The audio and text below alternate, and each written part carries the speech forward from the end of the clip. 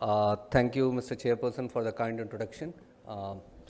Very good late afternoon to all of you. So I've been given the task to talk about a molecule, the second generation, the new generation basal story. As we all know, we grew when there were cars like Maruti 800, and we were very fascinated when we first saw that car, and that used to take us to the destination. That was done. Later on, the upgradation came, and now we have car with multiple airbags, and we have got. So this is what is the safety is going up, and the kind of the perception, the acceptance for the molecule is there, and that is the need of the hour. So I'll be speaking on the behalf of Novo Nordics. So the agenda will be why basal insulin breakthrough with insulin and NPH and quest for better basal insulin coverage, first generation analogs, and flatter than ever the second generation analogs. So the development of type 2 diabetes, as we all know, we have been seeing the slides for so many times, and this is little bit a newer one. So the concept is about the insulin resistance, and the beta cells increase insulin output to maintain normal glucose tolerance, as we all know, and there is a progressive decline in the beta cell numbers, which leads to postprandial plasma glucose levels, which rise, and plasma glucose levels later on that leads to overt diabetes. So progressive beta cell failure determines the rate of disease progression, and that is something which we know since long, and this is the insulin pathophysiology, the secretory defect. As we all know, this is very typical, the first dose effect, there is a blunting of this in type 2 diabetes, and that also leads to the insulin secretory defects leads to type 2 diabetes and can be mitigated with exogenous insulin therapy. And why basal insulin? Because basal insulin secretion constitutes approximately 40% of total insulin secretion over a period of 24-hour period. And there is limit for with respect to hepatic glucose production and lipolysis in fasting states, especially overnight. And so there are issues like multiple daily injections. So we always needed something. So with this, I will say if you want to correct fasting, definitely over the top of all oral antidiabetic drugs, if it is not controlled, that is an unmet need, you can add a basal insulin that we all know since long. The first breakthrough actually coming to this since we are celebrating this 100 years of insulin, and definitely this is a drug which no one can challenge. It has really helped the mankind, and it was one of the biggest discovery we had. So addition of strongly basic proteins like protamine could prolong the effects of injected insulin. This was Christian Hedgeon, and which led to this particular NPH insulin, and that was the first basal insulin, and we are using this insulin and in safe hands. Those who are well versed, still they are using NPH insulin, and in my clinical practice, again, there are a good number of patients who do well with this. But as you all know, I was talking about the safety part. I was talking about, so the development is not because, not on the part of the insulin action, it is on part of the safety. It's because the newer ones, they have, so the methods to prolong insulin action, the addition of basic protein, that is NPH, reducing solubility at physiological pH, that was Glargine, and acylation, that is Detamir, as you all know, followed by Detamir, that is Degludec and Icodec. Now we are waiting for Icodec.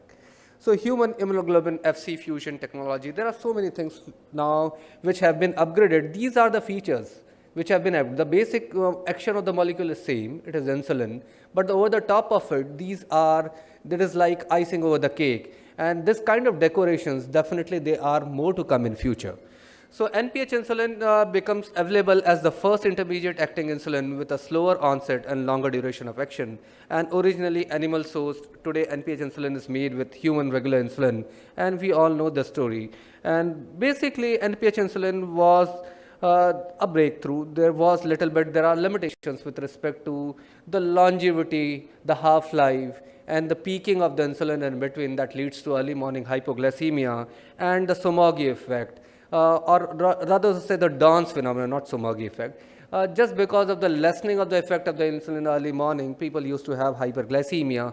So that is something, these were the limitations, and the challenges which NPS insulin, insufficient basal insulin coverage, need for multiple injections, need for resuspension, and significant day-to-day variability. That was the era where people were not aware of variability.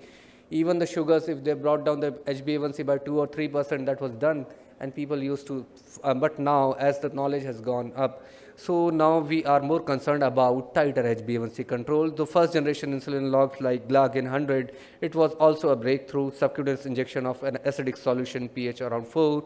As we all know, Glargine is acidic. That's why you just cannot mix it with other insulin. So that is there. The precipitation of Glargine in subcutaneous insulin, this was again the mechanism of action. And this is something which we know. And Glargine had so many additional features apart from NPH insulin.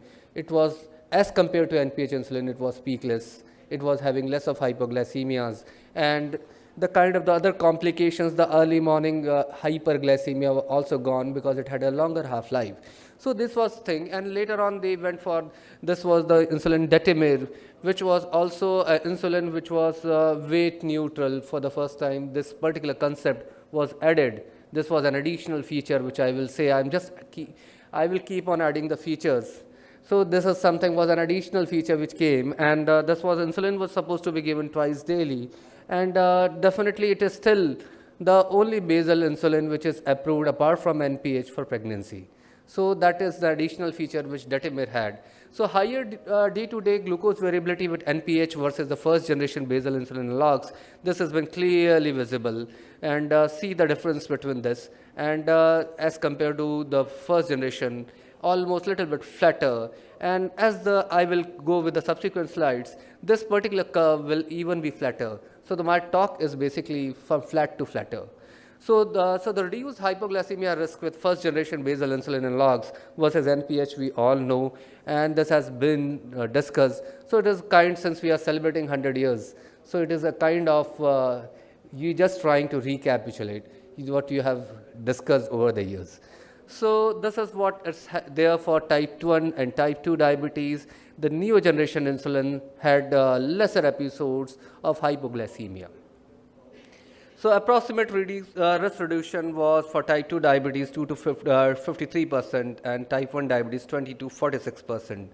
So the unmet needs with first generation analogs was not truly once daily. As I've already told you, there was a lag, early morning lag, and higher variability, fixed time dosing, and not truly peakless, and higher nocturnal hypoglycemia.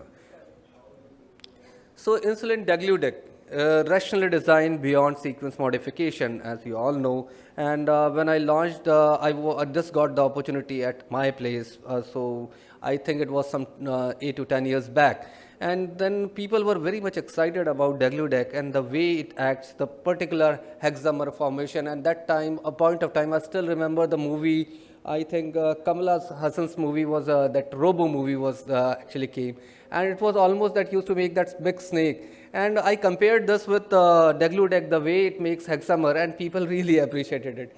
And it was the multiple robos they used to make it. And this is what is happening with degludec. That particular hexamer formation is like that only, and later on it slowly disintegrates.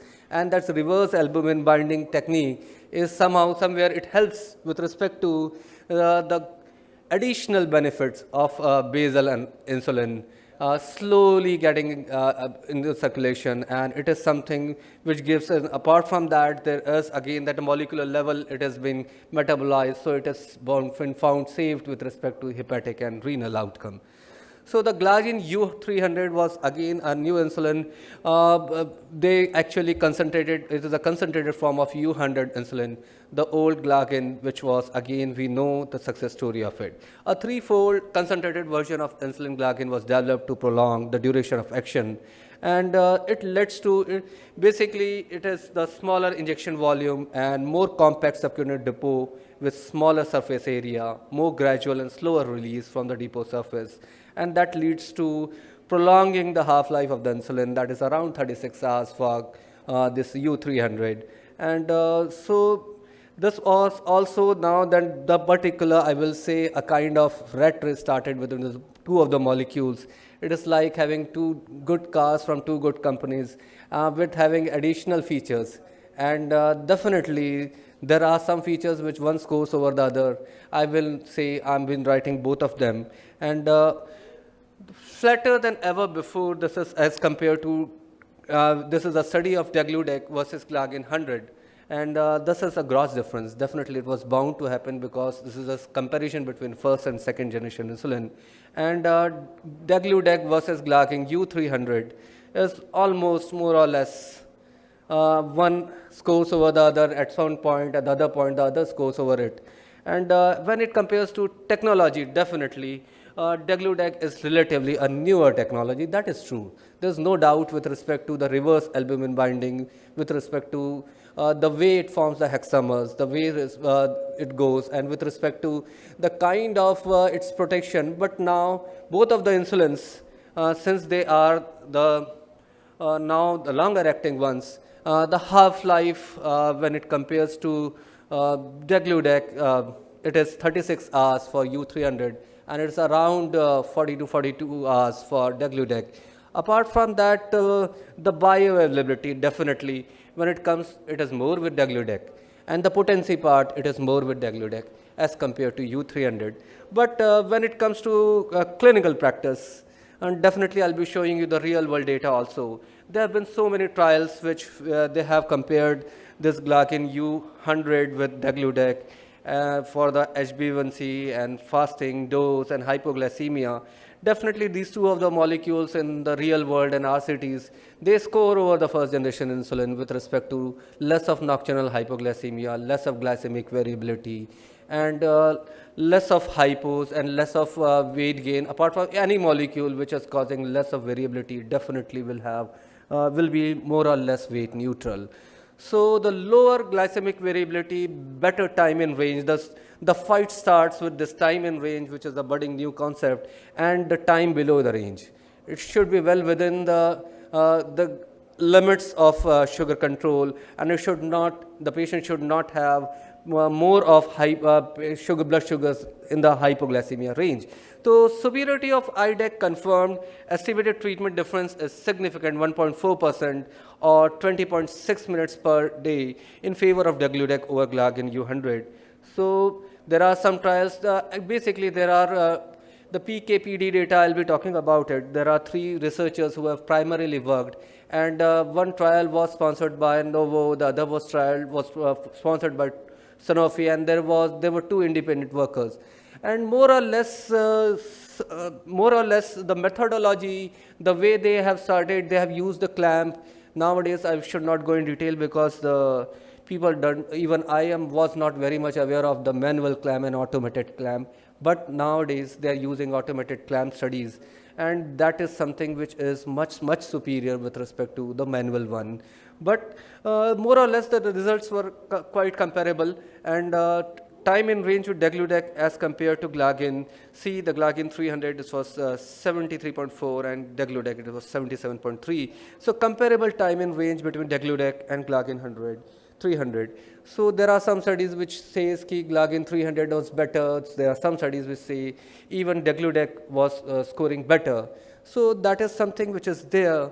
But when it comes to the technology, definitely a molecule which has got a newer technology, and it has been made exclusively for this particular work. That is where the degludec scores over U300. But when you see in real world, with respect to both of them are good insulins with respect to protection and the less of hypoglycemia, less of nocturnal hypoglycemia, the time in range. So when you'll ask what is my real world experience when it comes to these molecules, I will say,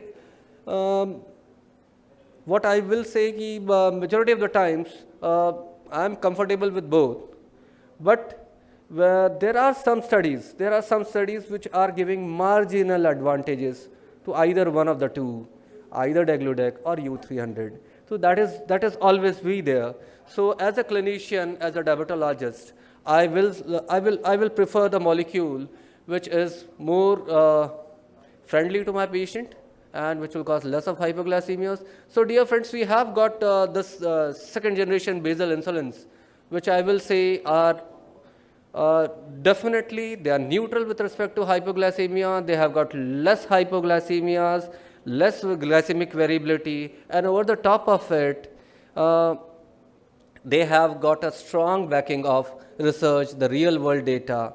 So with that, I will say Degludec is an insulin which has made us proud with respect to less of nocturnal hypoglycemia, weight neutrality, and more of keeping the things in time and range, and less of episodes of time below the range. So that is something we should welcome insulin, which is a second generation insulin, Degludec. Thanks a lot. Thanks a lot.